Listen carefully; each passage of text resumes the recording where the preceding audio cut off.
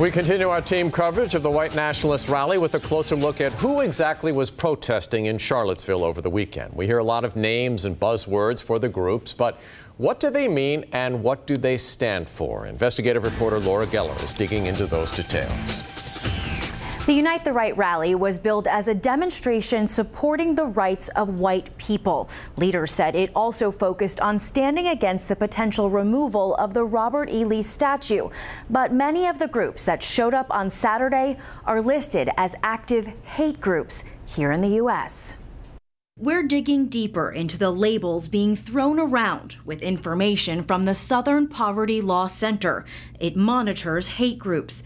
In 2016, the center documented 917 active hate groups in our country alone.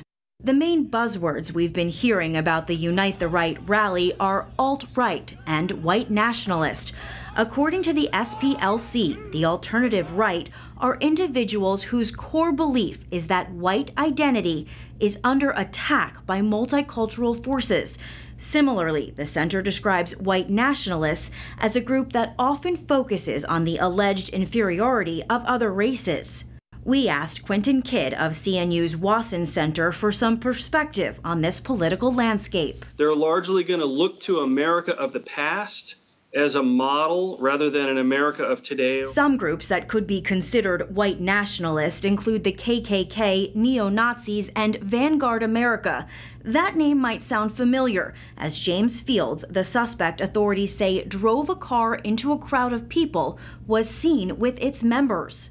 That organization's website is called bloodandsoil.org. Protesters could be heard yelling those words. They are rooted in Nazi ideology and stress ethnic identity is based only on blood descent and land. Many of these protesters also focus on their Southern or Confederate identity and what it could mean if those monuments are taken down. They represent that living cause that they're still living for, even though we all know that that cause is a cause of history that we should be studying, not a cause of today that we're living. And countering those groups Saturday was the Antifa, which is short for anti-fascist.